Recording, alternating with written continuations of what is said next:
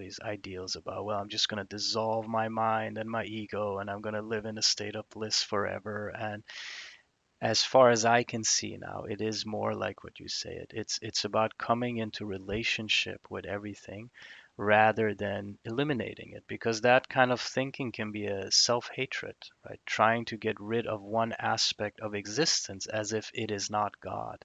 The mind, in from the absolute perspective, is God in motion. It's the wave. The wave is never separate from the ocean. So yes, there is a stage initially where it's helpful to kind of even reject the mind, quote unquote, just to find some peace beyond it and kind of discern, oh, that's just the mind, that's just the ego, I am beyond it.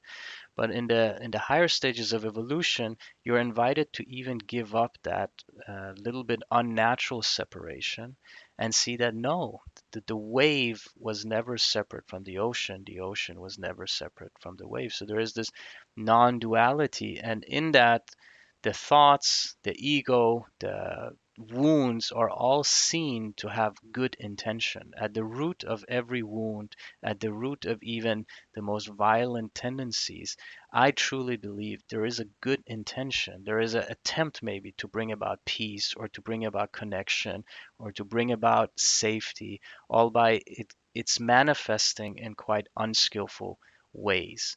And so the real path for me is not about rejecting anything, but by coming more and more deeply into relationship with everything.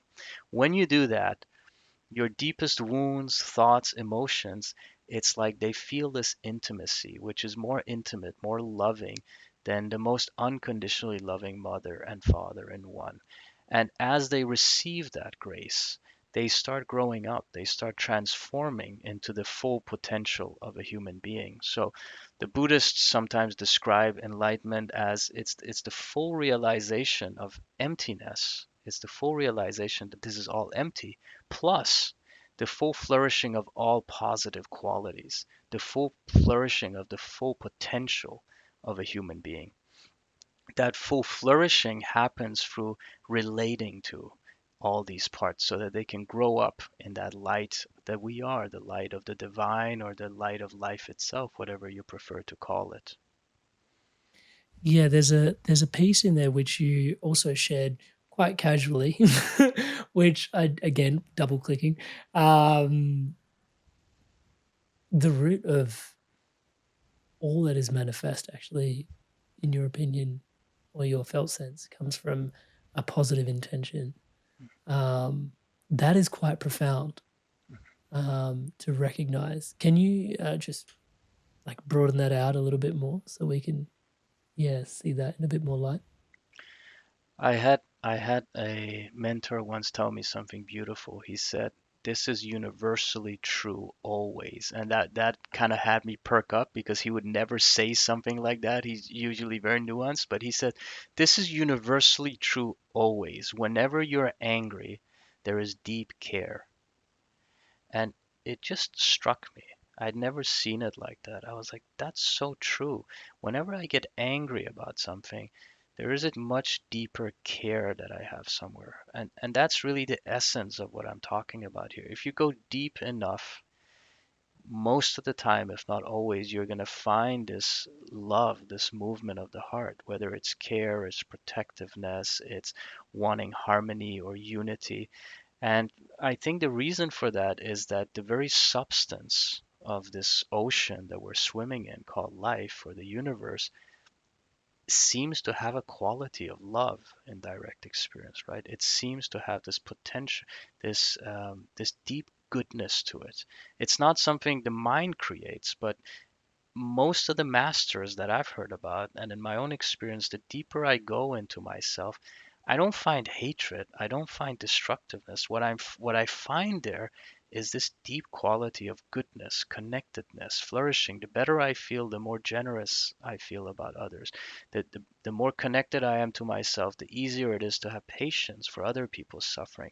So that's what I mean. At the root, there seems to be this goodness, and if we're acting out in ways that doesn't match that, it's almost always a sign that, oh my God, how disconnected I have become from the root of my own nature. And how can you be upset with someone for being disconnected? How can you judge yourself or shame yourself for being disconnected? I mean, that's just more disconnection. There's a yeah, that also is a very profound point. I find oftentimes when people are not living into, let's say, an idealized version of themselves, but a version of themselves that they know is possible. Um, One of the sneaky things that quickly pops in is this self judgment. And in fact, it seems like, yeah, it's going to be the spark that sort of creates just enough friction for transformation to occur. But in fact, it's actually like it smothers the flame. It's like, it is this like the self judgment piece actually entraps you further into like, oh, now you've stuck the energy that was potentially, encouraging the transformation. I see you smiling.